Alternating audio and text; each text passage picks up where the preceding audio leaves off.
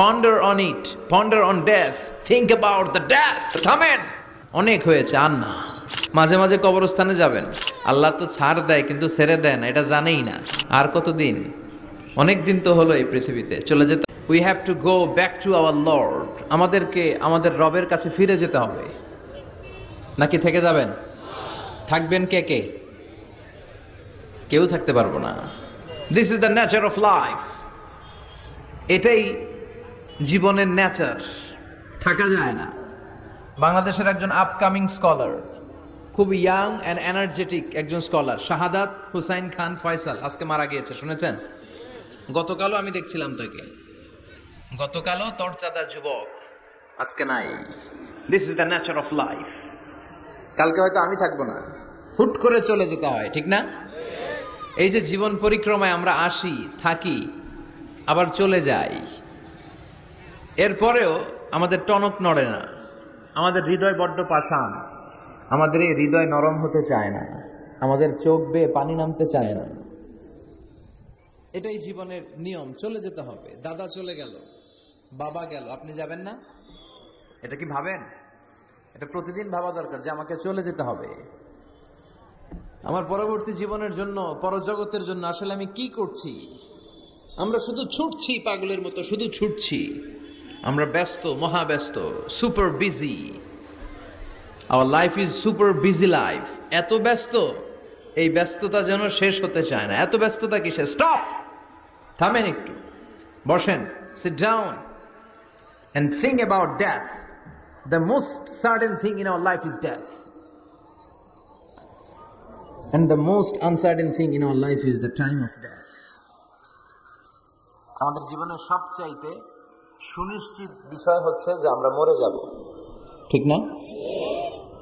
সুনিশ্চিত, আমিও যাব, আপনিও যাবেন। কিন্তু the most uncertain thing in our life is the time of death. আর আমাদের জীবনের সবচেয়ে অনিশ্চিত বিষয় হচ্ছে মৃত্যুর সময়। আমরা কবে যাব আমরা কেউ জানি না। চলে যেতে হয়। এই ছোট্ট থেকে কৈশোর, শৈশব থেকে কৈশোর, সেখান থেকে যৌবন, তারপরে অবিবাহিত থেকে হয়ে গেলেন বিবাহিত, তারপর স্বামী হয়ে গেলেন, এরপর হয়ে গেলেন বাবা, এরপর হয়ে গেলেন শ্বশুর, তারপর হয়ে গেলেন নানা। আর কতদিন? অনেক দিন তো হলো এই পৃথিবীতে, চলে যেতে হবে, ঠিক কি না? This is the nature of life. এটাই হচ্ছে এই পৃথিবীর জীবনের পদ্ধতি। একটু ভাববেন, স্টপ, একটু থামেন। অনেক ছুটছি আমরা, অনেক কম্পিটিশন, অনেক প্রতিযোগিতা, থামেন, একটু থামেন। অনেক হয়েছে আর না। এবার একটু ভাবেন যে আমাকে চলে যেতে হবে। মাঝে মাঝে কবরস্থানে যাবেন। এই এলাকায় কবরস্থান আছে? কোথায়? আশেপাশে। কবে গেছিলেন? কবে যে গেছি মনেই নাই, ঠিক না? কবরস্থানে যাওয়ার সময়টাও হয় না। একটু যাবেন, যে তাকাবেন যে শুয়ে আছে এখানে, ছোট বাচ্চারা শুয়ে আছে, আমার মতো যুবকরা শুয়ে আছে, বৃদ্ধরা শুয়ে আছে। এখানে যারা ছিল এরাও আমার মতো হুন্ডা হাঁকিয়ে বেড়াতো। এখানে অনেক যুবক শুয়ে আছে যাদের রক্ত আমার চেয়ে বেশি গরম ছিল, যারা বাপের বেটা পালোয়ান ছিল।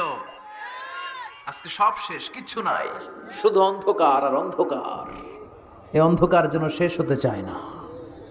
এজন্য একটু থামেন, একটু ভাবেন। Ponder on it, ponder on death, think about the death. মৃত্যু নিয়ে একটু ভাবেন। এই পৃথিবীর এই মরীচিকা, এই লোভ, এই লালসা, এই প্রতিযোগিতামূলক পৃথিবীর মায়াজালে আর কতদিন? একটু ভাবেন যে আমাদেরকে চলে যেতে হবে। এই কথাটাই মূলত আল্লাহ সূরাতে আমাদেরকে মেসেজ আকারে দিয়েছেন, ঠিক কিনা? সূরার নাম হচ্ছে সূরাতুত তাকাসুর। কি নাম? কথা বলেন। তাকাসুর। তাকাসুর মানে হচ্ছে বেশি বেশি পাওয়ার লোভ। আরো লাগবে, খেতে পারে 5টা, হাতে নিয়ে রাখছে 10টা, কয় আরো দে। আছে না নাই? আমাদের দেশে বিভিন্ন দোয়া অনুষ্ঠান হয় না? দোয়ার পরে জিলাপি দেয়। আপনাদের এদিকে কি দেয়? জিলাপি দেয়। তো ছোট বাচ্চারা দেখবেন কয়েক জায়গায় জিলাপি দেয়, তো এদিকে 5টা নিচে, ওদিকে 5টা, ওর হাতে আর জায়গা হয় না, এরপর আরো নিতে গেছে ওই জায়গায়। আছে না নাই? এটা হচ্ছে মানুষের বৈশিষ্ট্য। মানুষ আরো চায়, যার আছে বেশি চায় বেশি। যার যত আছে তার তত চাহিদা। যার সাইকেল আছে সে হুন্ডা চায়, ঠিক কিনা? যার হুন্ডা আছে সে প্রাইভেট কার চায়, চায় না? যার প্রাইভেট কার আছে সে প্লেন চায়, একটা প্লেন যদি থাকতো আমার খালি উঠতাম আকাশে। যার প্লেন আছে ও হেলিকপ্টার চায়, ঠিক কিনা? এই যে চাওয়া, আরো লাগবে, আরো আরো। যার 2 তলা সে 5 তলা বানাতে চায়, ঠিক কিনা? যার 4টা বাড়ি ও 8টা বাড়ি চায়, তাই না? এলাকার মেম্বার চেয়ারম্যান হতে চায়, চেয়ারম্যান এমপি হতে চায়, এমপি মন্ত্রী হতে চায়, মন্ত্রী কি হতে চায়? প্রধানমন্ত্রী হতে চায়। কিন্তু এদেশে অসম্ভব। কথা বলেন, এই দেশে সবাই প্রধানমন্ত্রী হতে পারবে? ঘুরে ফিরে 2 একজন, ঠিক কিনা? তো যারাই প্রধানমন্ত্রীর আসনে বসে এই দেশে, আল্লাহ যেন তাদেরকে কোরআনের আলোকে এদেশ চালানোর তৌফিক দান করে। ইদানিং সময় দেখতে পাচ্ছি যে মাননীয় প্রধানমন্ত্রী শেখ হাসিনা অনেক বিষয়ে জিরো টলারেন্সে রয়েছেন। I do appreciate such kind of initiative in Bangladesh. এখন দেখতে পাচ্ছি যে দুর্নীতি দমন কমিশন আগের চেয়ে একটু সচল হয়েছে, ঠিক কিনা? বিভিন্ন মন্ত্রণালয়ের কাজের যে স্পিড, এটা একটু বেড়েছে। এটা যেন লোক দেখানো না হয়, এটা যেন সাময়িক সময়ের জন্য না হয়, এটা যেন একটা কন্টিনিউয়াস প্রসেস হয়, তাহলেই বাংলাদেশের উন্নতি হবে। চিল্লায় বলেন ঠিক কিনা? আমরা জনসাধারণ, আমরা খেটে খাওয়া মানুষ, আমরা খুব বেশি কিছু চাই না। আমরা চাই নিরাপত্তা, আমরা চাই দুবেলা দুমুঠো খেয়ে পড়ে থাকার অধিকার, আমরা চাই কথা বলার স্বাধীনতা, আমরা চাই চিন্তার স্বাধীনতা, আমরা চাই আসল অর্থে স্বাধীনতা। চিল্লায় বলেন ঠিক কিনা? এরকম একটা দেশ যেন আমরা গড়তে পারি, আল্লাহ তৌফিক দাও। তাহলে যার আছে যত বেশি, তার চাহিদাও তত বেশি। এজন্য বিষ্ণু বলেছেন, উনজুর ইলা মান হুয়া আসফালা মিন, তোমার চেয়ে যে নিচে আছে তার দিকে তাকাও, তোমার চেয়ে যে উপরের দিকে আছে তার দিকে তাকিও না। উপরের দিকে তাকালে তোমার কষ্ট লাগবে, কিন্তু নিচের দিকে তাকালে তোমার শুকরিয়া আদায় করতে মন চাবে, ঠিক কিনা? শেখ সাদি রাহিমাহুল্লাহ, নাম শুনছেন না? ওনার একবার আর্থিক ভাবে খুব খারাপ অবস্থা যাচ্ছিল, ওনার পায়ে জুতা ছিল না, কি ছিল না? তো উনি মন খারাপ যে হায়রে, আমি এত বড় ইরানি কবি, আমি বালাগাল উলা বিকামালিহি কাশাফাদ দুজা বিজামালিহি লিখলাম, ওটা বিশ্বব্যাপী আমার এত নাম দাম, আমার পায়ে জুতা নাই। উনি বেজায় মন খারাপ করে রাস্তায় বেরিয়ে হাঁটছেন খালি পায়ে। হাঁটতে হাঁটতে হঠাৎ একটা লোকের দিকে তাকালেন, দেখলেন ওই লোকের 2টা পাই নাই। কি নাই? পা নাই। এবার উনি আল্লাহর শুকরিয়া করেন যে আল্লাহ অনেক দিয়েছে, অনেক দিয়েছে, শুকর আলহামদুলিল্লাহ। এজন্য আপনার চেয়ে খারাপ অবস্থানে যে আছে তার দিকে একটু তাকান। আপনি আপনার অবস্থানে সন্তুষ্ট না, কিন্তু অনেকে আছে আপনার অবস্থানে আসার জন্য সংগ্রাম করে যাচ্ছে। আপনার অবস্থানটা, আপনার বর্তমান অবস্থানটা অনেকের কাছে স্বপ্ন। সে স্বপ্ন দেখে আপনার জায়গায় পৌঁছার। এজন্য সব অবস্থায় শুকরিয়া করতে হবে। কার? সূরার নাম সূরাতুত তাকাসুর। সূরার নাম কি? তাকাসুর মানে বেশি বেশি চাওয়া। মানুষের স্বভাব হচ্ছে মানুষ বেশি বেশি চায়। রব্বুল আলামিন বলেন, আলহাকুমুত তাকাসুরু হাত্তা যুরতুমুল মাকাবির।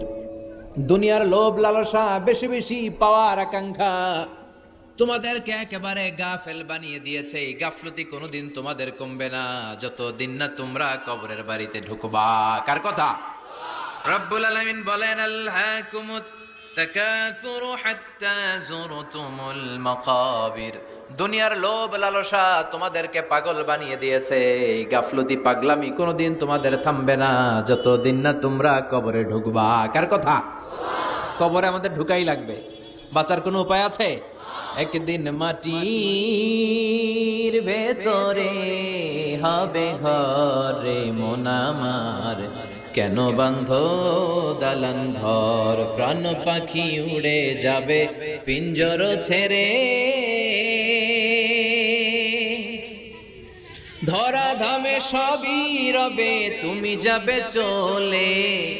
বন্ধু বান্ধব যত, মাতা পিতা দ্বারা সুত, সবই হবে তোমার পরে মন আমার, কেন বান্ধ দালান ঘর।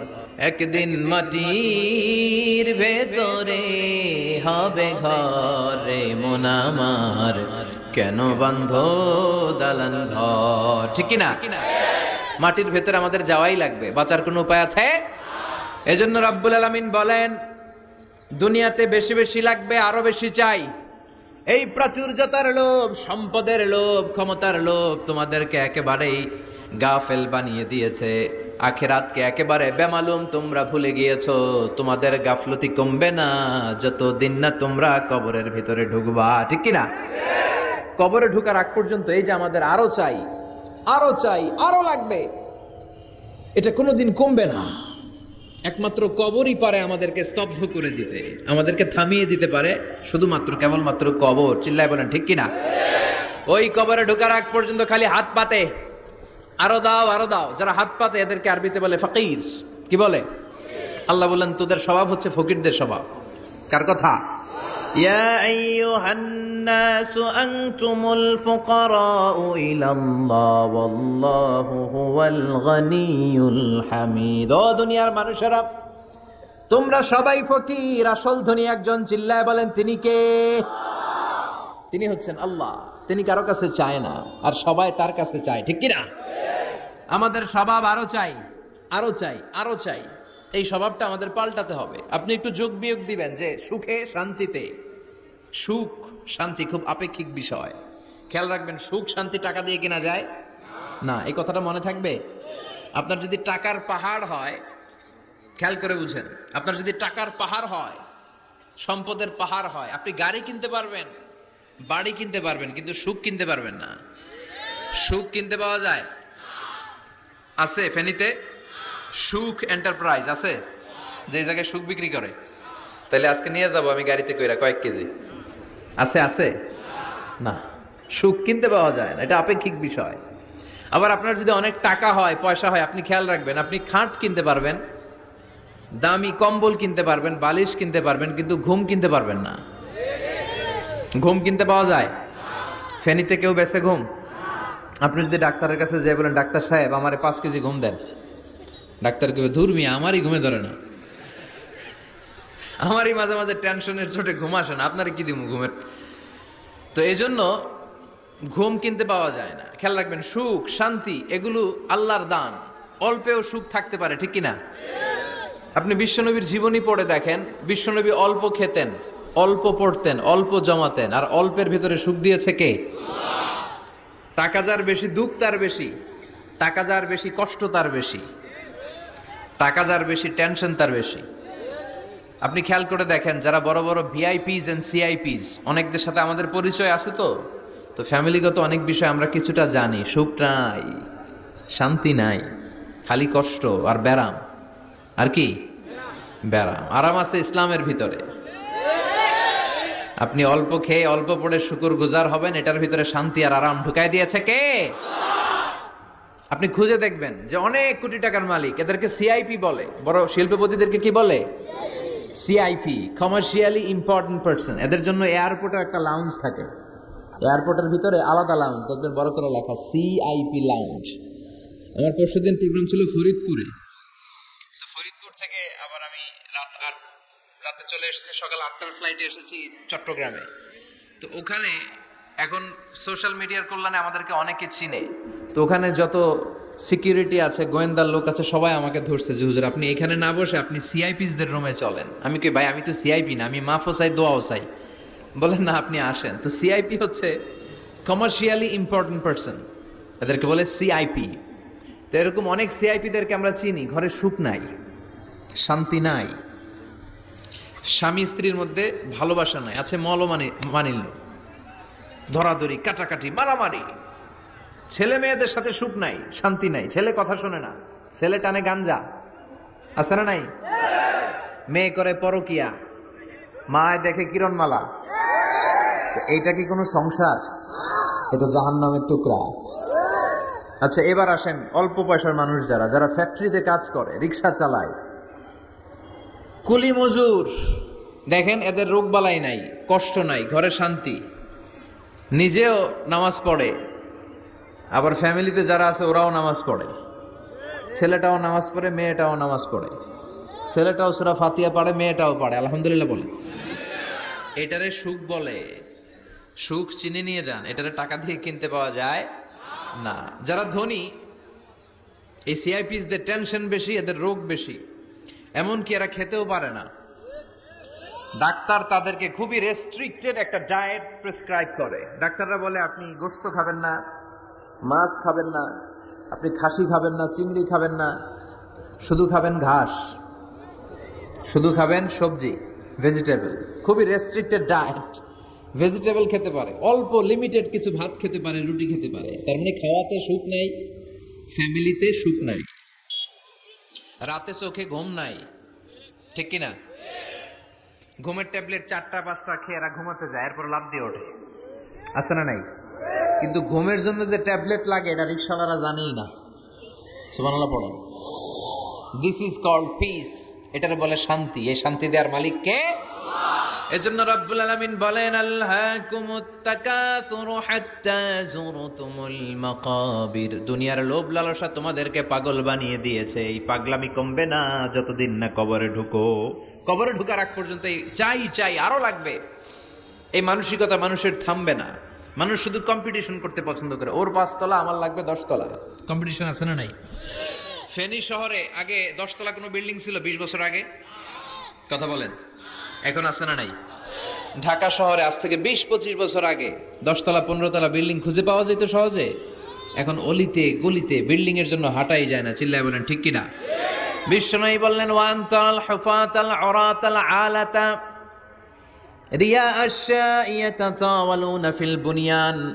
কিয়ামতের আগে দেখতে পাবা কিছু লোক যাদের পেটে খাবার ছিল না, গায়ে দেওয়ার মতো জামা ছিল না, সমাজে তাদের কোনো ধরনের নাম আর ডাক ছিল না, তারা হু হু করে বড়লোক হয়ে যাবে। They will start to construct high rises buildings in the cities. শহরে বড় বড় বিল্ডিং, টাওয়ার বানানোর প্রতিযোগিতা শুরু করবে। চিল্লায় বলেন ঠিক কিনা? এই টাওয়ার বানানোর প্রতিযোগিতা আছে না নাই? টাওয়ারের পর টাওয়ার, বুর্জ আল খলিফা,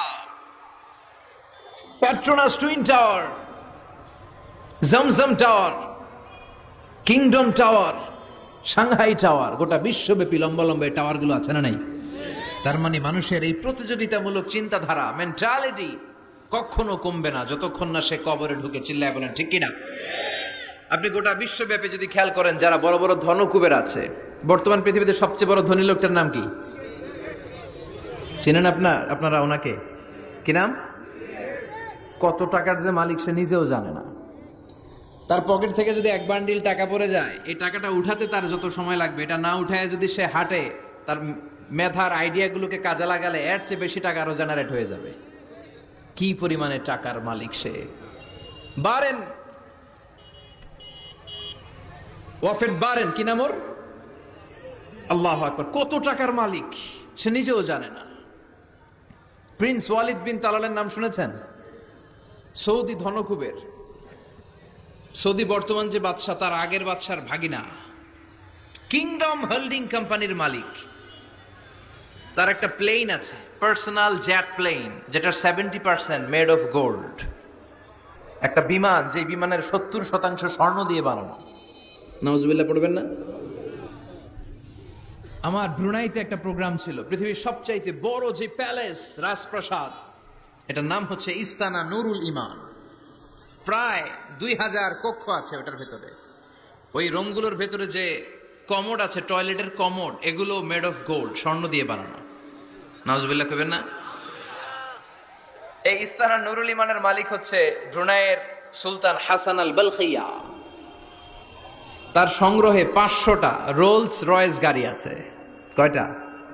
যে রোলস রয়েস গুলার কমসে কম দাম হচ্ছে বাংলাদেশি টাকায় 8 থেকে 10 কোটি টাকা। এরকম কয়টা আছে? আচ্ছা, আপনারা উত্তর করেন যে একজন মানুষের আনন্দ ফুর্তি করতে, ঘুরতে, চিলিং করতে, আউটিং এ যেতে, লং ড্রাইভে যেতে সবাই মিলে ফ্যামিলির কয়টা গাড়ি লাগে? 5টা, 10টা? হ্যাঁ, তার সংগ্রহে রোলস রয়েস গাড়ি আছে 500টা। পোরশে, ফারারে, লাম্বরগিনি, ওডি, রেঞ্জ রোভার, এই জাতীয় বিশ্ববিখ্যাত যে ব্র্যান্ড, এই পরিমাণ, কি পরিমাণ যে তার সংগ্রহে আছে, কালেকশনে আছে, তার কোনো শেষ নাই।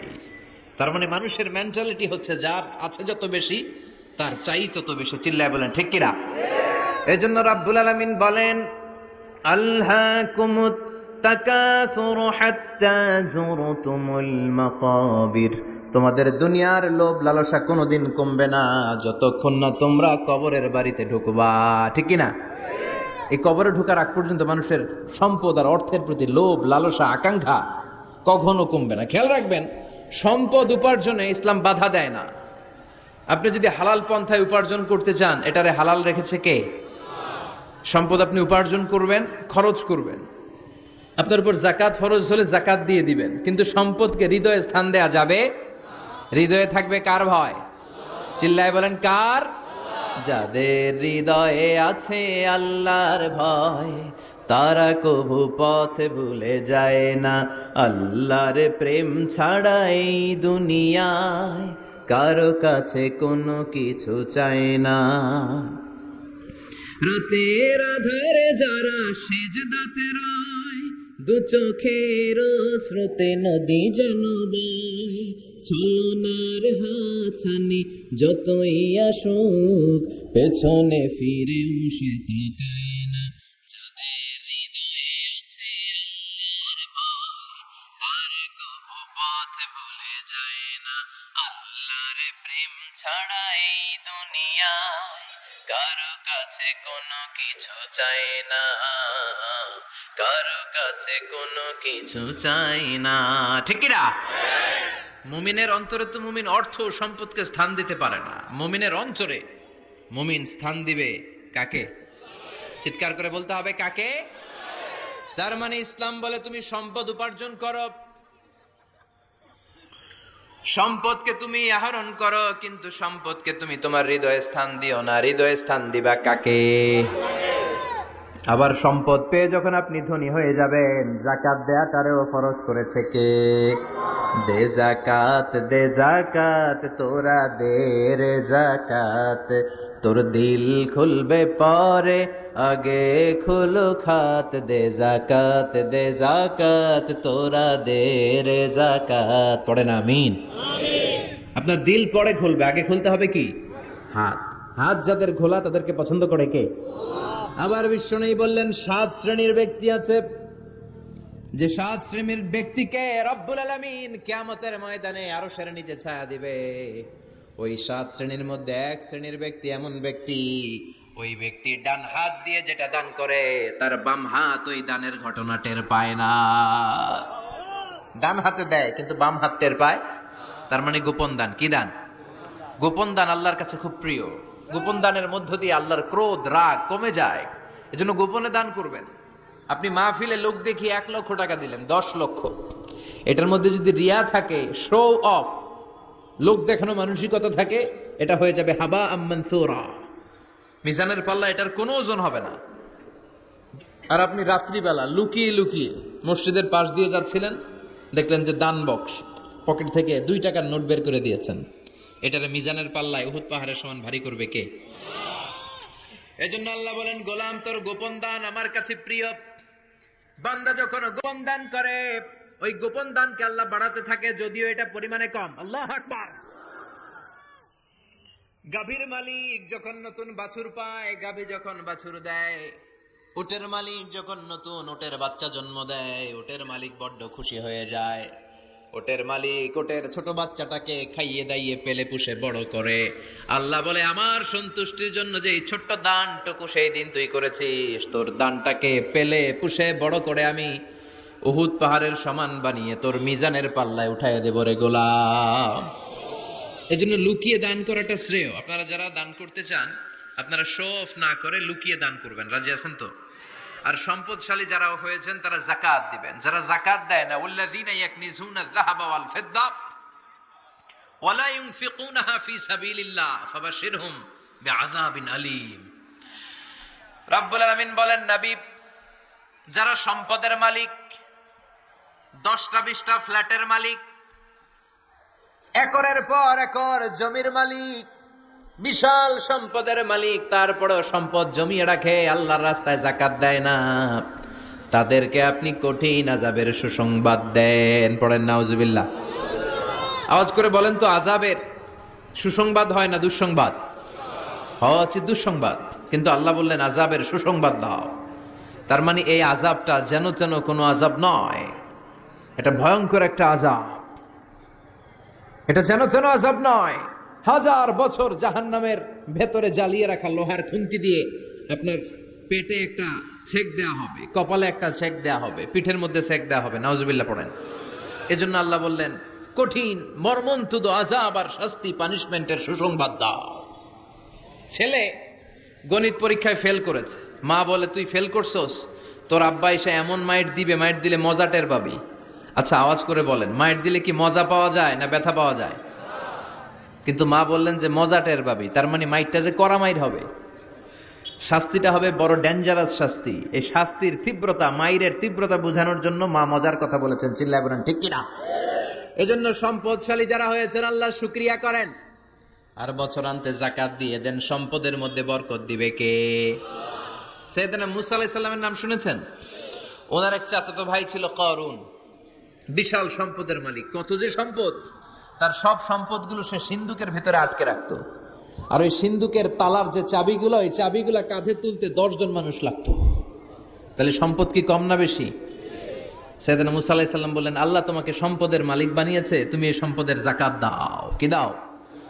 সে বলে না, আল্লাহ তো আমার সম্পদের মালিক বানায় নাই, ইন্নামা উতীতুহু আলা ইলমিন ইনদি, আমি আমার মেধা খাটিয়ে এই সম্পদের মালিক হয়েছি। সাইয়েদনা মুসা আলাইহিস সালাম বললেন, যাকাত দাও, না হয় আল্লাহর আযাবের অপেক্ষায় থাকো। কারণ বলে, তোমার আল্লাহরে বলো যদি পারে আমারে আযাব পাঠাইতে, আমার দিকে যদি পারে তোমার আল্লাহ যেন আযাব পাঠায়। আল্লাহরে চ্যালেঞ্জ দিস। কারে চ্যালেঞ্জ দেয়? আল্লাহ তো ছাড় দেয় কিন্তু ছেড়ে দেয় না, এটা জানেই না। আল্লাহ কি দেয়? কি দেয় না? এই কথাটা মনে রাখতে পারবেন? আল্লাহ কি দেয়? কি দেয় না? আল্লাহ ছাড় দেয়, আল্লাহ চান্স দেয়, আল্লাহ সুযোগ দেয়, আল্লাহ ভালো হয়ে যাওয়ার সুযোগ দেয়, কিন্তু আল্লাহ ভুলে যায় না, আর আল্লাহ ছেড়েও দেয় না। চিল্লায় বলেন ঠিক কি না? কারণ বলে, তোর আল্লাহরে বল, পারলে আমারে মারতে, পারলে আযাব পাঠাতে বল, দেখি তোর আল্লাহর শক্তি কত রে মুসা, আযাব পাঠাতে বল। আল্লাহ বলে, ফাখাসাফনা বিহি ওয়া বিদারিহিল আরদ। এই কথা বলার সাথে সাথে কারুনের বিশাল সিন্ধুকের বাক্স, স্বর্ণের বাক্স, রূপার বাক্স, সম্পদের বিশাল বিশাল সিন্ধুকগুলো সহ কারুনকে আমি জামিনের মধ্যে দাবিয়ে দিলাম। নাউজুবিল্লাহ পড়েন। জামিনে, এটা একটা আশ্চর্যজনক শাস্তি। এই শাস্তি আবার অন্যদেরকে আল্লাহ দেয় নাই। আল্লাহ কাউকে আযাব দিয়েছেন প্রচন্ড বাতাস, বাতাস দিয়ে আল্লাহ উড়িয়ে দিয়েছেন। কাউকে দিয়েছেন পাথর বৃষ্টি, কাউকে দিয়েছেন আগুন বৃষ্টি, কাউকে দিয়েছেন ভূমিকম্প, কাউকে আল্লাহ আকৃতির বিকৃতি ঘটিয়েছেন। দাউদ আলাইহিস সালামের কিছু কম, তারা সাগরের মাছ ধরে রাখতো। এই মাছগুলো সাইয়েদনা দাউদ আলাইহিস সালামের কণ্ঠের তেলাওয়াত শুনতে আসতো। আল্লাহ বললেন, শনিবারে মাছ ধরা যাবে না। কি বারে ধরা যাবে না? কারণ প্রত্যেক সপ্তাহের শনিবারে আকাবা উপসাগরের তীরে বসে সাইয়েদনা দাউদ আলাইহিস সালাম ওনার সুরের ঝংকার তুলে জাবুর কিতাব তেলাওয়াত করতেন। আমাদের কোরআনে সূরা আছে 114টা, আর ওনার জাবুর কিতাবে ছড়া ছিল 150টা। আমরা পড়ি সূরা, ওনারা পড়তেন ছড়া। সুবহানাল্লাহ কইবেন না? তো ওনার গলায়ও সুর, আবার এটা ছড়া, গাইলে কত সুন্দর লাগে। উনি আকাবা উপসাগরের পাশে বসে ছড়াগুলো তেলাওয়াত করতেন, শিক্ষণীয় ইসলামিক ছড়া। আর এই ছড়ার সুরে মুগ্ধ হয়ে সাগরের মাছগুলো সাগর ছেড়ে দিয়ে ডাঙ্গায় চলে আসতো। আল্লাহ বললেন, দাউদের উম্মত খবরদার, শনিবারে মাছ ধরা যাবে না। রবি থেকে শুরু করে শুক্রবার পর্যন্ত ধর, নিষিদ্ধ হচ্ছে শনিবারে। আদেশটা কার? নির্দেশনা কার? মানার দরকার আছে না নাই? দাউদ আলাইহিস সালামের কওম একটু বুদ্ধি করলেন। ওরা মনে মনে বুদ্ধি করলেন যে আল্লাহ শনিবারে ধরতে নিষেধ করছে, আমরা ধরবো না, শনিবারে আমরা জাল দিয়ে বেরি দিয়ে রাখবো। কি করব? জাতে মাতাল তালে ঠিক। শনিবারে ধরা যাবে না, একে অপরের বলতেছে, এই খবরদার, শনিবারে মাছ ধরবি না। নিষেধ করছে কে?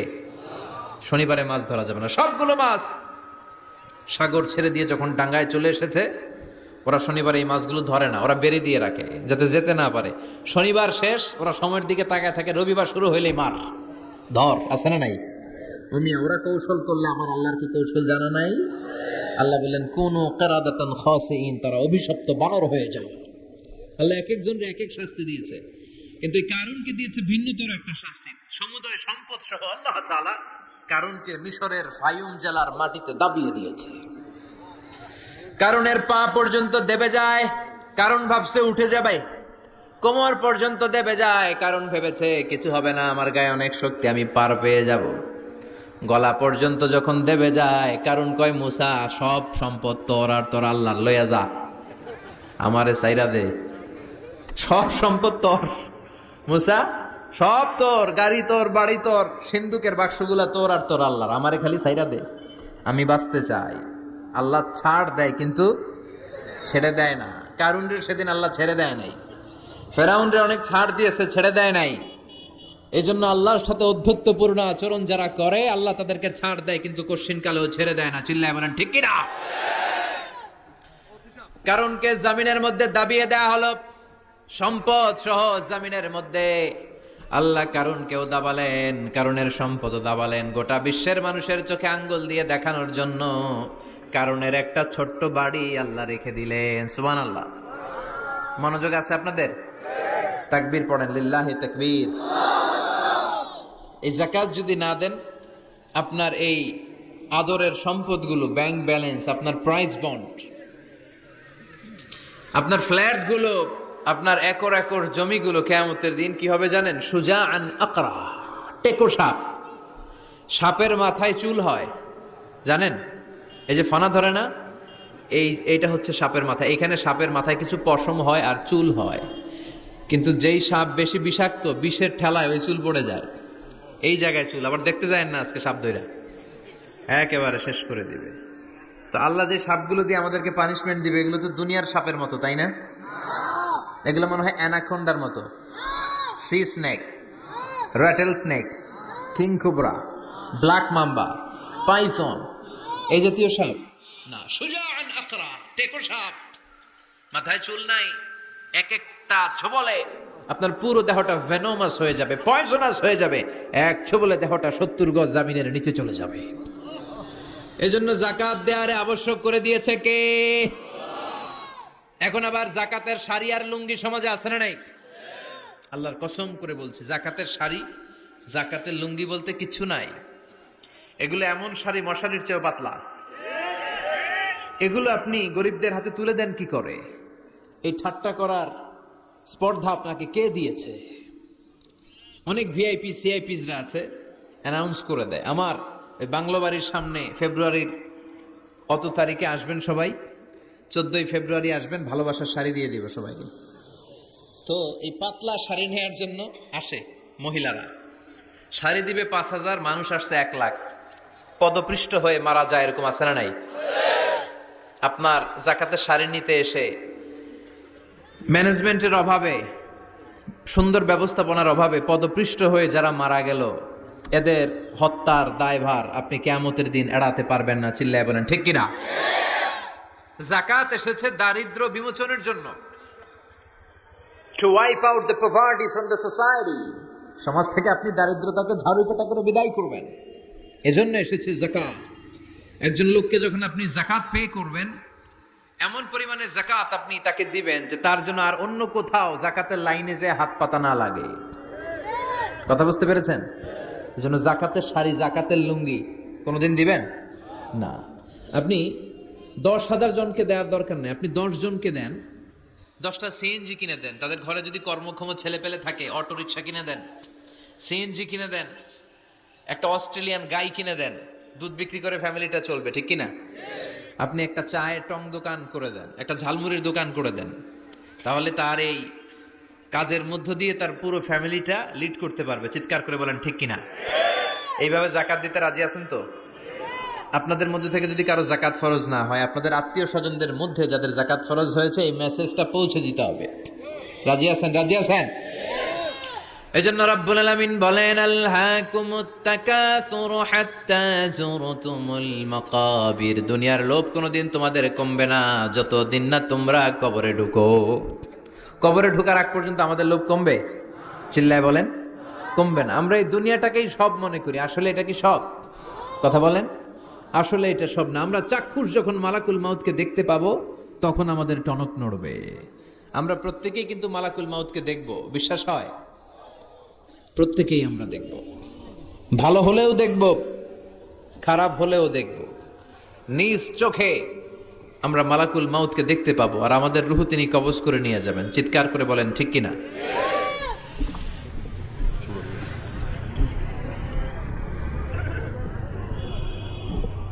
যারা মুমিন বান্দা, যারা ইমানদার, তারা মালাকুল মাউতকে দেখবে খুব সুশ্রী, সুন্দর, সাদা ধবধবে জুব্বা পরা একটা যুবকের বেশে। আলহামদুলিল্লাহ পড়েন। আপনারা ইনশাল্লাহ এই সূরাতে মালাকুল মাউতকে দেখবেন। সুশ্রী সুন্দর এক যুবকের বেশে, সুঘ্রাণ তার গা থেকে আসছে। সে এসে মুমূর্ষু ব্যক্তির মাথার সামনে বসে পড়ে, বসে বলে, ইয়া আইয়াতুহান নাফসুল মুতমাইন্নাহ, হে প্রশান্ত আত্মা, উখরুজি ইলা মাগফিরাতিল্লাহি ওয়া রিদওয়ানিহি, আল্লাহর ক্ষমা, আল্লাহর সন্তুষ্টির দিকে তুমি বের হয়ে আসো। বলতে বলতে রূহটা স্মুথলি মুমিন বান্দার দেহ থেকে বের হয়ে মালাকুল মাউতের হাতে চলে যায়। কাফান মিন আকফানিল জান্নাহ, হানুত মিন হানুতিল জান্নাহ, জান্নাতের হানুত এনে, কাফন এনে মালাকুল মাউত এটাকে খুব সম্মানের সাথে, আমরা বাঁচলেও যেমনি সম্মানিত, আমরা মরে গেলেও। রব্বুল আলামিন বলেন, ওয়ালাকাদ কাররামনা বানি আদম, আমি বনি আদমকে সম্মানিত করেছি, বেঁচে থাকলেও মানুষ সম্মানিত, মরে গেলেও সম্মানিত, ঠিক কিনা? বিশ্বনবী দেখলেন একটা লাশ নিয়ে যাওয়া হচ্ছে, পেছনে পেছনে অনেক মানুষ, লাশ বহনকারী মানুষগুলোরে দেখে বিশ্বনবী সাহাবাদের সাথে বসা ছিলেন, হঠাৎ বিশ্বনবী দাঁড়িয়ে গেলেন। সাহাবারা বললেন, নবী ইন্নাহু ইয়াহুদি, এইটা তো ইহুদির লাশ, আপনি দাঁড়ালেন কেন? আপনি বসেন। বিশ্বনবী বললেন, আওয়ালাইসাত নাফসান, হোক না ইহুদির লাশ, এটা কি মানুষ না? সুবহানাল্লাহ পড়েন।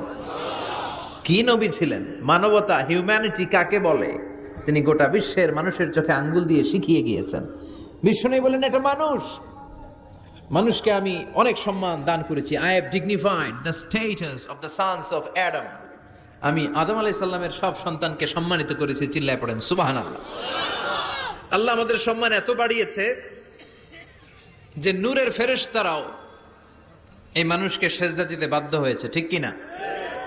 তুমি মাটির আদমকে প্রথম সৃষ্টি করিয়া ঘোষণা করিয়া দিলে শ্রেষ্ঠ বলিয়া, তাই তো নূরের ফেরেশতা করে আদমকে সেজদা, ঠিক কিনা? তাই তো নূরের ফেরেশতা করে আদমকে সেজদা, সবার চেয়ে সম্মান দিলে মাটির আদমকে। আল্লাহু আল্লাহু তুমি জাল্লে জালালুহু, শেষ করা তো যায় না গে তোমার গুণগান। আল্লাহু আল্লাহু, সুবহানাল্লাহ পড়েন। তার মানে মানুষের সম্মান আছে না নাই? এই মুমিন বান্দাকে আল্লাহ এত সম্মান দেয়, মালাকুল মাউত পুরুষের আকৃতিতে আসে, যুবকের আকৃতিতে আসে, ধবধবে সাদা জুব্বা পরে জান্নাতি কাফনে করে রুহুটা নিয়ে এল্লিনে চলে যায়। আল্লাহ আমাদের মৃত্যুটা যেন এরকম ইমানের মৃত্যু হয়। আরো জোরে পড়েন আমিন। আর যারা কাফের, আহলুস শিমাল, বামপন্থী, ইসলাম বিরোধী, এরাও মালাকুল মাউতকে দেখে, তবে ভয়ঙ্কর আকৃতিতে দেখে। ভয়ঙ্কর, যত কুৎসিত হতে পারে একজন মানুষের চেহারা, যত দুর্গন্ধ বেরোতে পারে একজন লোকের দেহ থেকে, এরকম ভয়ঙ্কর অগ্নিমূর্তি নিয়ে মালাকুল মাউত তার কাছেও আসে, সেও দেখে। তবে এসেই মালাকুল মাউত ত্রাস সৃষ্টি করে। কি সৃষ্টি করে? আপনারা হাইওয়েতে বাসে করে ঢাকায় যেতে কখনো ডাকাতের কবলে পড়েছেন? কেউ কেউ কেউ হয়তো পড়েছেন। ডাকাতরা কি করে জানেন? ডাকাতরা সংখ্যায় কম, পড়েছ, অনেকে পড়েছ, তাদের অভিজ্ঞতা আছে।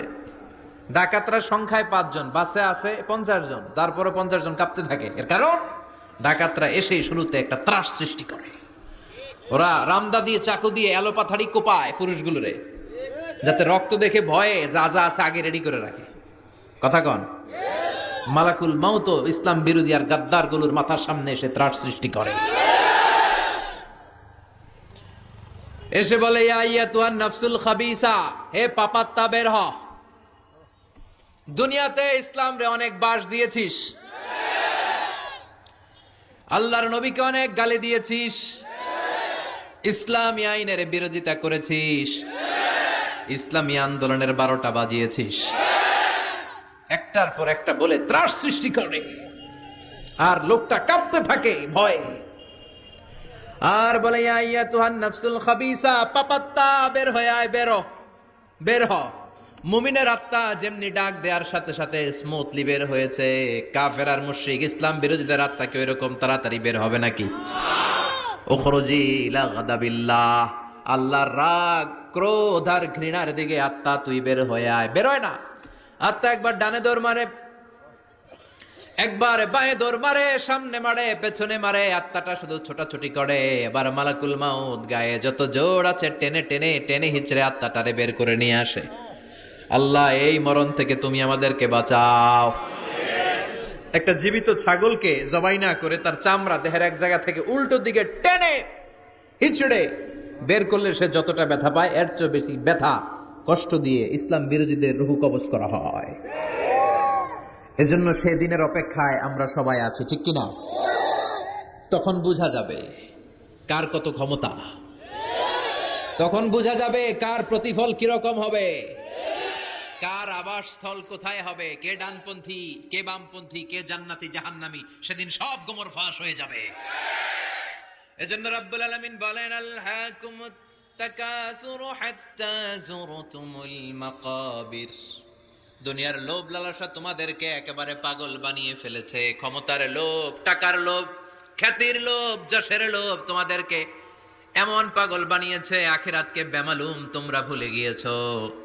তোমাদের এই গাফলতি কশিন কালেও থামবে না, কমবে না, যতদিন না তোমরা কবরে ঢুকবা, ঠিক কিনা? এজন্য প্রিয় ভাইরা, একটু থামেন, স্টপ, সিট ডাউন, একটু ভাবেন যে আমাদেরকে চলে যেতে হবে। আমরা আজীবন থাকতে আসি নাই। এই দুনিয়াটা একটা মরিচিকা, তাই না? এই পৃথিবীটা একটা মায়াজাল, এটা একটা ধোঁকা। এই মায়াজালের ভেতরে আমরা পড়ে আছি। এই পৃথিবীর দৃষ্টান্ত হচ্ছে 4টা স্বর্ণের টুকরা আর 3টা লাশের মতো। আওয়াজ করে বলেন তো, স্বর্ণের টুকরা কয়টা, লাশ কয়টা? অনেক অনেক আগের জামানায় 3জন যুবক তাদের কর্মসংস্থানের জন্য বেরিয়েছে। পথিমধ্যে তারা গুপ্তধন পেয়েছে।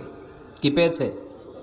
4টা স্বর্ণের টুকরা পেয়ে তো মহা খুশি, আমরা বেঁচে গেলাম, আমরা ধনী হয়ে গেলাম, আর জীবনে আমাদের দুঃখ নাই, কষ্ট নাই। এবার মানুষ 3জন, স্বর্ণের টুকরা 4টা, একটু ঝামেলা হয়ে গেল না? 4 জনে 4টা পাইলে ভালো হইতো না? মানুষ কয়জন? স্বর্ণের টুকরা কয়টা? 4টা। এবার তারা বলতে লাগলো, আমাদের প্রচন্ড ক্ষুধা পেয়েছে। একজনকে বললো, তুই বাজারে যা, বাজার থেকে রুটি কিনে নিয়ে আয়। সে রুটি কিনতে গেল। আর এই 2জন মিলে ভাবতে লাগলো, শয়তানের ওয়াসওয়াসায় পড়ে একটা কাজ করি, যেটারে রুটি আনতে পাঠাইছে ওটারে যদি শেষ করে দিতে পারি, মানে ওটার কেল্লা যদি ফতে করে দিতে পারি, তাহলে তো আর ভাগাভাগির কোনো কাজ নাই। স্বর্ণ 4টা, তুই পাবি 2টা, আমি পাবো। আর যে রুটি আনতে গিয়েছে সে মনে মনে ভাবে, রুটিতে যদি বিষ মাখায় নিতে পারি। দেখছেন খেলা? আল্লাহু আকবার। রুটিতে কি মাখায় নিতে পারি? বিষ। তাহলে এই 2টারে বিষ মাখানো রুটি খাওয়াই দিলাম, 4টাই আমার। আমার আর ধরে কে? তো যেই চিন্তা ওই কাজ। ওরাও রুটির সাথে, উনিও রুটির সাথে বিষ মাখাইছে, এরাও রেডি হয়ে আছে কখন আসবে। আসার সাথে সাথে ওইটারে ধইরা আইজো মায়ের কাইলো মায়ের মাইরা ওইটার বর্তমানে ফেলাইছে, ওইটা অক্কা পাইছে, শেষ। এবার 2 বন্ধু মহা খুশি, তুই 2টা আমি 2টা, লাফাইতেছে আনন্দে। এক বন্ধু কয়, লাফাইস কম, ক্ষুধা লাগছে অনেক, আগে খেয়ে নেই। আয় কি করি, এবার প্যাকেট থেকে বিষ মাখানো রুটি বের করে রুটি খাই, ওই 2টাও শেষ। 4টা স্বর্ণের টুকরার জায়গায় পড়ে আছে, আর 3টা লাশ পাশে পড়ে আছে। হাযিহি মাসালু হায়াতিদ দুনিয়া, এটাই তো দুনিয়ার জীবনের দৃষ্টান্ত। বাড়ির জায়গায় বাড়ি পড়ে থাকবে, ক্ষমতার মসনদের চেয়ারটা জায়গায় পড়ে থাকবে, মানুষগুলো থাকবে না, ঠিক কিনা? আপনি খেয়াল করে দেখেন, আপনারা যদি কেউ জিজ্ঞেস করে, ভাই এই বাংলো বাড়িটা কার, আপনি খুব গর্ববোধ করে বলেন যে এটা আমার বাড়ি, বলেন না? একটু খেয়াল করেন, আপনার বাবা যখন এই বাড়িতে থাকতো, কেউ যখন জিজ্ঞেস করতো বাড়িটা কার, আপনার বাবাও বলতো এটা আমার বাড়ি। আপনার দাদাও খুব পরিচয় দিত, এটা আমার বাড়ি, এই বাড়ি কার? আমার। আপনার দাদার দাদার দাদাও বলতো এটা আমার বাড়ি। আপনি মরে গেলে এই বাড়িটাই, যেটারে আপনি আমার আমার বলে আগলে রাখতেন, আপনার ছেলে তখন শুরু করবে আমার কথা। কন? ছেলে মরে গেলে নাতি বলবে আমার। ছেলে বানাতে যদি এই জায়গাটা বাড়িটা বিক্রি করে দেয়, যাদের কাছে বিক্রি করা হলো তখন তারা শুরু করবে আমার, ঠিক কিনা? পরের জায়গা পরের বাড়ি ঘর বাঁধিয়ায় আমি রই, আমি তো সেই ঘরের মালিক নই। সবকিছুর আসল মালিক কে? সেজন্য আল্লাহ বললেন আলহাকুমুত তাকাসুরু হাত্তা যুরতুমুল মাকাবির। দুনিয়ার লোভ লালসা তোমাদের কমবে না যতদিন না তোমরা কবরে ঢুকবা। বিষ্ণু বললেন লাউ আন্না লিকুল্লি ইবনি আদম ওয়াদিয়ান মিন যাহাব, পৃথিবীর প্রত্যেকটা মানুষকে যদি আল্লাহ একটা করে স্বর্ণের পাহাড়ের মালিক বানিয়ে দেয়, আহাব্বা আইয়াকুনা লাহু ওয়াদিয়ান, সে আরো একটা স্বর্ণের পাহাড়ের মালিক হওয়ার চেষ্টা করবে।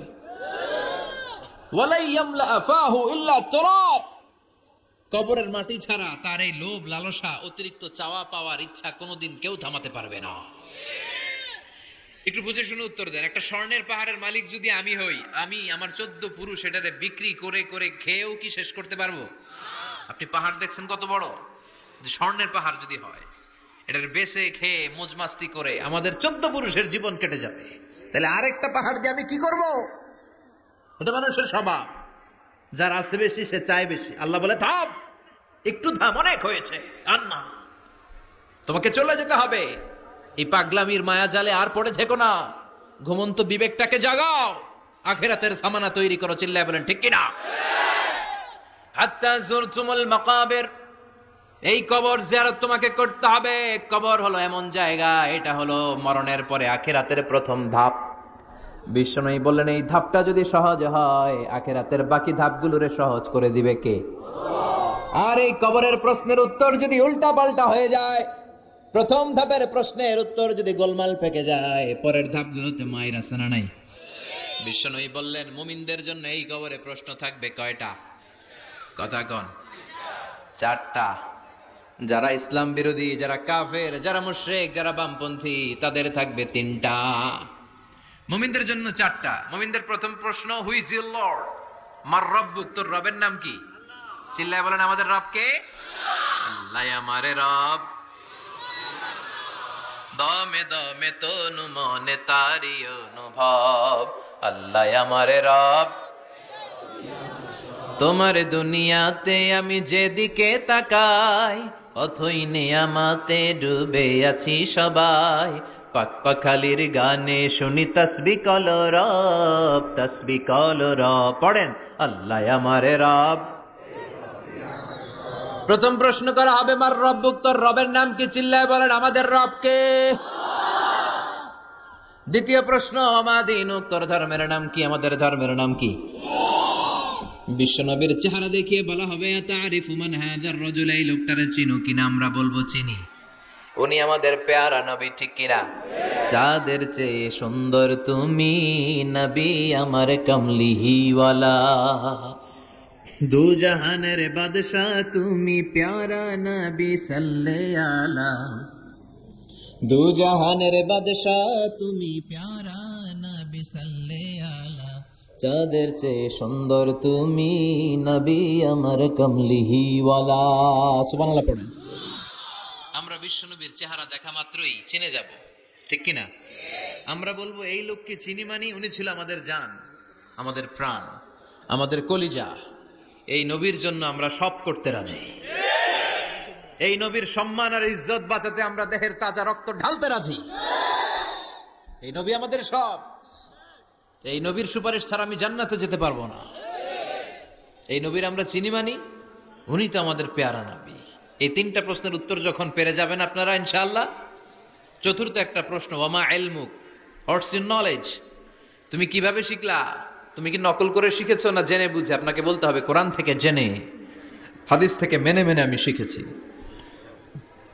4টা প্রশ্নের উত্তর যখন আপনি করে ফেলবেন, ফেরেশতারা বলবে আহলান সাহলান মারহাবান বিক, খোশ আমদেদ, সুস্বাগতম, তুমি তো কপালওয়ালা। আলহামদুলিল্লাহ পড়েন। ইফতাহু লাহু বাবুন ইলাল জান্নাহ, তার কবর থেকে জান্নাতের দিকে একটা দরজা খুলে দেয়া হবে। ওয়া ইফসাহু লাহু কবরুহু 70 যিরান, তার কবরটারে 70 হাত লম্বা বানিয়ে দেয়া হবে। ওয়া ইউলবাসু মিন লিবাসি আহলিল জান্নাহ, জান্নাতের 2টা পোশাক তার গায়ের মধ্যে পরিয়ে দেয়া হবে। এরপরে ফেরেশতারা বলবেন নাম কানাউমিল আরুস, ঘুমাও। বাসর রাতে বর যেমনি কনেকে নিয়ে প্রশান্তির ঘুম দেয়, আনন্দের ঘুম দাও, ঘুমাও। আপনি আরামসে ঘুমাবেন, আলহামদুলিল্লাহ পড়েন। এই ঘুম আপনার ভাঙবে না যতক্ষণ না ইসরাফিলের সিঙ্গার ফুৎকার না আসে। আপনার এই ঘুম আর ভাঙবে। আর যারা ইসলামের বিপক্ষের শক্তি, কাফের মুশরিক, তাদেরকেও বসানো হবে মালাকা নাসওয়াদা নাজরাকান, নীলাবচ কৃষ্ণ বর্ণের দুইজন ফেরেশতা আসবে। এদের চোখ থাকবে নীল, গায়ের রং কালো। দেখতে কেমন লাগবে রে ভাই? আল্লাহু আকবার। এসে বলবে বস, আনসার দে, মার রব্বুক, তোর রব কে? ও আল্লাহ জানবে না। ও বলবে লা আদরি, আমি কিছু জানি না, আমি ভালো মানুষ, আমারে মাফ করে দেন, আমারে ছাইরা দেন, আমি জানি না রব কে। কয় দাঁড়া, আর দুইটা বাকি প্রশ্ন। এরপরে দেখাইতেছি ফাইনাল খেলা। দ্বিতীয় প্রশ্ন, আমা দিন, তোর ধর্মের নাম কি? কয় জানি না, মাফ করে দেন।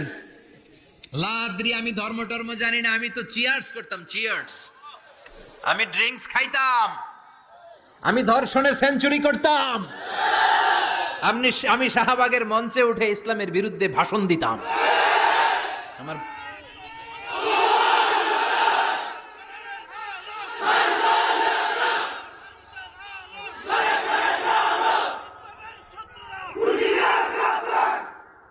সে পাগলের মতো বলবে লা আদরি, আমি কিছু জানি না, আমি কিচ্ছু মনে করতে পারছি না, কে আমার রব? আমার কিছু মনে নাই, আমার জীবনটা আমি ডেডিকেট করেছি ইসলামের বিপক্ষে, আমার জীবনটা আমি শেষ করেছি কোরআনের বিপক্ষে। দুইটা প্রশ্ন শেষ, বাকি কয়টা? এবার বিশ্বনবীর চমৎকার নূরানি চেহারাটা দেখিয়ে বলা হবে আতারিফু মান হাযার রাজুল, এই লোকটারে চিনো নাকি? সে বলবে আমি এই লোকটারে চিনি না, আমার দলের লোকেরা যা করত, নাস্তিকরা যা করত, আমিও তাই করতাম। সবাই লোকটারে গালি দিত, আমি ওই লোকটারে গালি দিতাম। আমি এই নবীর বিরুদ্ধে ব্লগের মধ্যে উল্টা পাল্টা লিখতাম। আছে না নাই? ফেরেশতারা বলবে লা দারাইতা ওয়ালা তারাইতা, তুই তো পোড়া কপাল, তুই একটা প্রশ্নের উত্তর করতে পারলি না। ফায়ুতরাকু বিমাতারিক মিন হাদিদ, লোহার কামড় দিয়ে এবার পিটিয়ে পিটিয়ে ওর গায়ের গোশতগুলো থেতলে ফেলা হবে। ওয়ায়ুকালু লিল আরদি, জমিনকে বলা হবে ইলতাইমি, ও কবরের জমিন, কবরের মাটি, দুই দিক থেকে তুই চাপা দে। কি দে? দুই দিক থেকে চাপা মার, এক একটা চাপার চোটে পাজরের হাড়গুলো ভেঙে টুকরো টুকরো হয়ে যাবে। আল্লাহ, এই পরিস্থিতি থেকে, ওই কঠিন বিপদের দিন তুমি আমাদের বাঁচিয়ে দিও, আমরা যেন সবগুলো প্রশ্নের যথাযথ উত্তর করতে পারি, তুমি তৌফিক দাও। এজন্য আল্লাহ বললেন আলহাকুমুত তাকাসুরু হাত্তা যুরতুমুল মাকাবির, তোমাদের লোভ লালসা কোনোদিন কমবে না যতদিন না তোমরা কবরের ভেতরে ঢুকো। এই কবরে আমাদেরকে যেতে হবে, ঠিক কি না? এটা থেকে পালাবার কোনো সুযোগ আছে? কোনোভাবে বেঁচে থাকা যাবে? এজন্য মাঝে মাঝে কবরে যাবেন। কই যাবেন? বিশ্বনবী বলেছেন নাহাইতুকুম আন জিয়ারাতিল কুবুর, একটা সময় তোমাদেরকে কবর জিয়ারত করতে নিষেধ করেছিলাম, আল আনা ফাজুরুহা ফাইন্নাহা তুযাক্কিরুল আখিরা, তবে এখন সমস্যা নাই, এখন কবর জিয়ারত করো, কেননা কবর জিয়ারত করলে আখিরাতের কথা স্মরণ করায় দেয় কে? মাঝে মাঝে কবরস্থানে যাবেন আর ভাববেন যে এখানে আমাকে আসতে হবে, চলে যেতে হবে আমাকে, এটা আমার আসল জায়গা। তবে মহিলারা যাবেন না, কারণ মহিলারা লাশ, কবর আর রক্ত দেখলে সহ্য করতে পারে না, তারা বিলাপ শুরু করে দেয়। আছে না নাই? ও মা গো, মইরা গেল গো, কই গেল রে, আছে না নাই? চুল টানে, লাফালাফি, বিলাপ করে নারীরা। হৃদয় নরম তো, এদের হৃদয় আবার খুব নরম। তো এই জন্য নারীরা কবরে যাবেন না, আপনারা কবরের বাইরে থেকে আপনার আব্বার জন্য দোয়া করে ফেলবেন। পুরুষরা যাবেন, প্রায় কবরে যাবেন। কবরের চারদিকে ডিজাইন করে বড় দেয়াল, গম্বুজ, এগুলো করা যাবে না। আর কবরে পড়ে থাকা ব্যক্তির কাছে কিছু চাওয়া যাবে? চাইতে হবে কার কাছে? ইযা সাআলতা ফাসআলিল্লাহ ওয়া ইযা ইসতাআনতা ফাসতাইন বিল্লাহ, যদি চাইতে হয় কার কাছে চাও?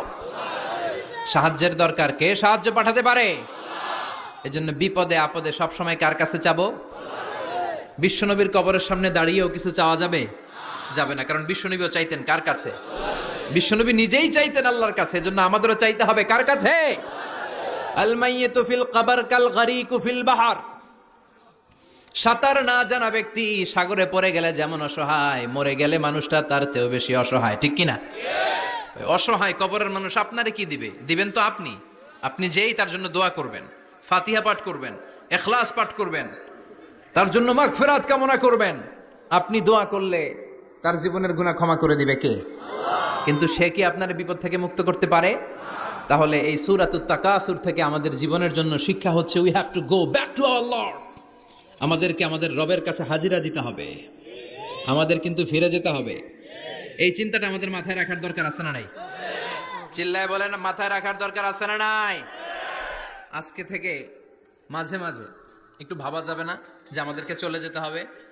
সাইয়েদনা ওমর ফারুক বলতেন, মুতু ক্বাবলা আন তামুতু, মরার আগে একবার মরো।